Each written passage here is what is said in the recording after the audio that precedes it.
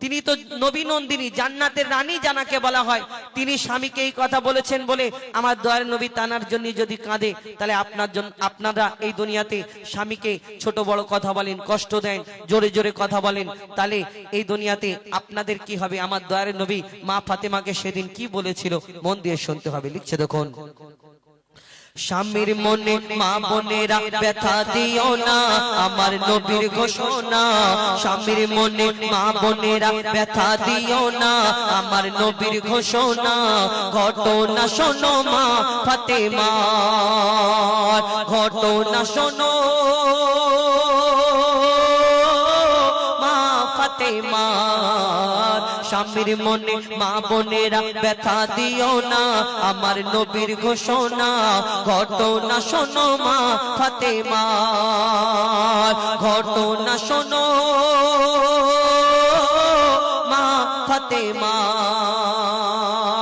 কি ঘটনা শুরু হয় কবি ছন্দের মাধ্যমে। লিখছে দেখুন, যুদ্ধ করতে যাবে আলী, হাতে নিল তলোয়ার। মা ফাতেমা স্বামীর কাছে করলো এমন আবেদন, মা ফাতেমা স্বামীর কাছে করলো এমন আবেদন, মা ফাতেমা স্বামীর কাছে করলো এমন আবেদন। যুদ্ধ থেকে ফেরার পথে আসবে যখন ঘরে, একটি নতুন কাপড় কিনে আনবে আমার তরে, একটি নতুন কাপড় কিনে আনবে আমার তরে। এই কথা শুনে, এই কথা শুনে হযরত আলী বড়ই দুঃখ পায়, যদি আমি শহীদ হয়ে যাই, কে আনবে বলো কাপড় তোমার, কে আনবে বলো কাপড় তোমার। স্বামীর মনে মা বোনেরা ব্যথা দিও না, আমার নবীর ঘোষণা। ঘটনা শোনো মা ফাতেমার। হযরতে আলী মন খারাপ করে যুদ্ধে চলে গেলেন। কেন? তানার স্ত্রী তানার কাছে একটা জামা চেয়েছেন, আর হযরতে আলী চিন্তা করলেন, আমি যদি শহীদ হয়ে যাই দিতে পারবো না। এই দুনিয়াতে তানাদের ঘটনা আমরা অনেক কিছু শুনেছি।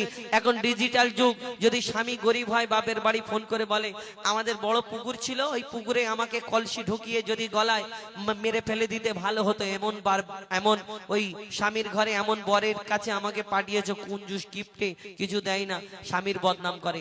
একটা জায়গায় যদি 4টে মহিলা একসঙ্গে হয়, সেখানে বলে তবু তো তোমার মনির বাপ ভালো, আমার মনির বাপ এরকম করে, এরকম বদনাম করে।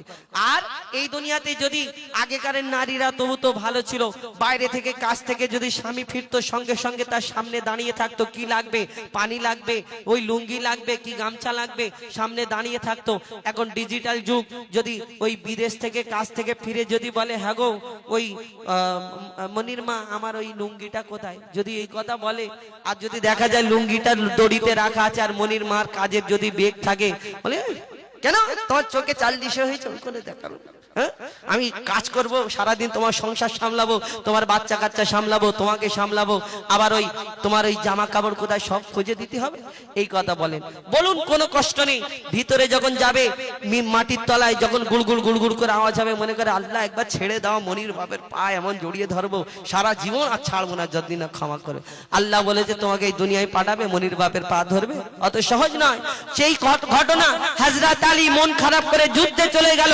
আর চলে যাওয়ার পরে পরে তখন দয়ার নবীর কাছে ইমাম হাসান ইমাম হুসাইন ছুটে ছুটে যায়। তারপর কি ঘটনা হয় কবি ছন্দের মাধ্যমে আরো কে লিখছে দেখুন, দুঃখ ভরা হৃদয় নিয়ে আলী গেল রনে, একটু বাড়াতেই করে, দুঃখ ভরা হৃদয় নিয়ে আলী গেল রনে, নানার কাছে ছুটে এলো হাসান হোসেন, নানার কাছে ছুটে এলো হাসান হোসেন, নানার কাছে ছুটে এলো হাসান হোসেন।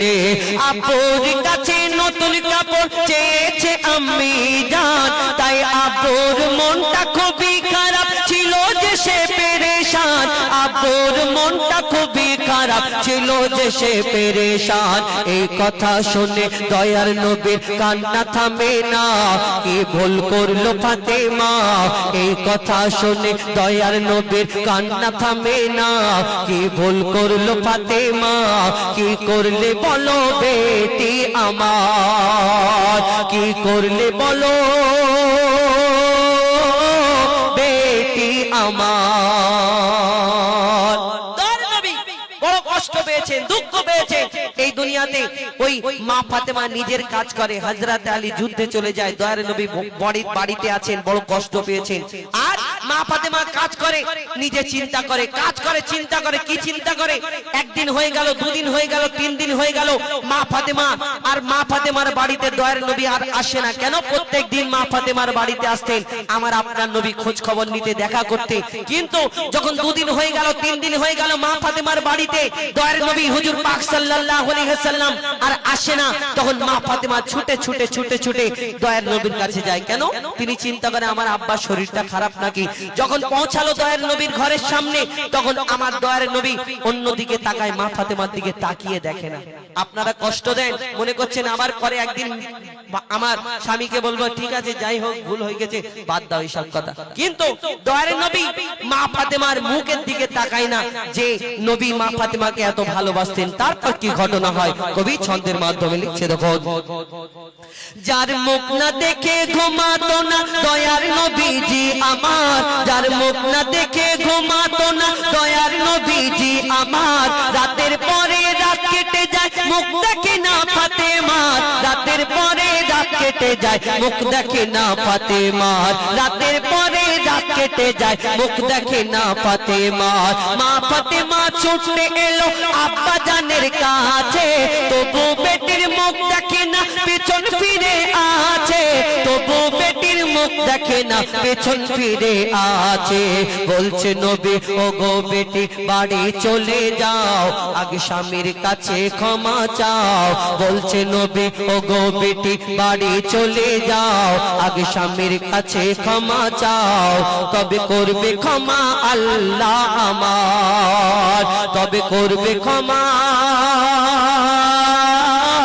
আল্লাহ আমার। কষ্ট পেয়েছে, মা ফাতেমার দিকে তাকায় না। মা ফাতেমা এই কথা শোনার পরে ছুটে ছুটে ছুটে ছুটে নিজের ঘরেতে চলে আসে। কখন আমার স্বামী আসবে, আমি পা দুটোকে জড়িয়ে ধরে ক্ষমা চাইবো। যতক্ষণ না ক্ষমা করবে আমার মনে শান্তি হবে না। কেন? আমার আব্বা আমার প্রতি নারাজ, দয়ার নবী আমার প্রতি নারাজ। তাই মা ফাতেমা নিজের বাড়িতে চলে আসে। একদিন হযরত আলী ফিরে আসে। ফিরে আসার পরে সব ঘটনা খুলে বলার পরে, সেই দিন মা ফাতেমা যখন সব ঘটনা বলে আর কান্নাকাটি করার পরে, হযরতে আলী, মা ফাতেমা, ইমাম হাসান, ইমাম হোসাইন নবীর দরবারে আসে।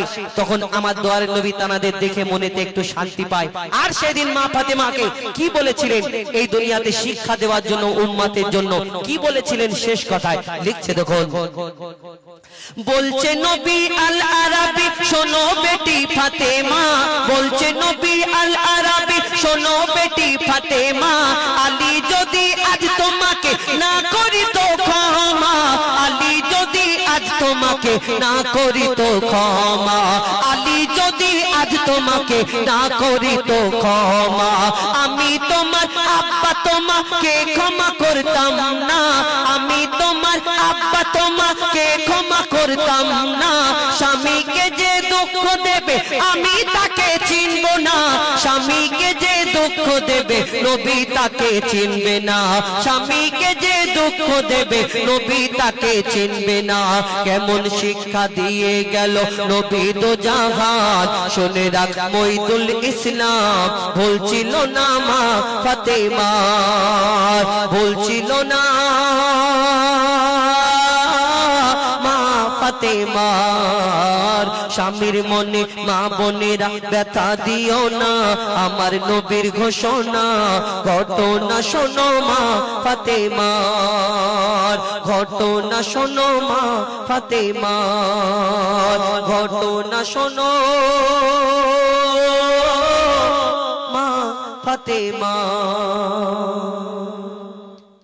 শুনে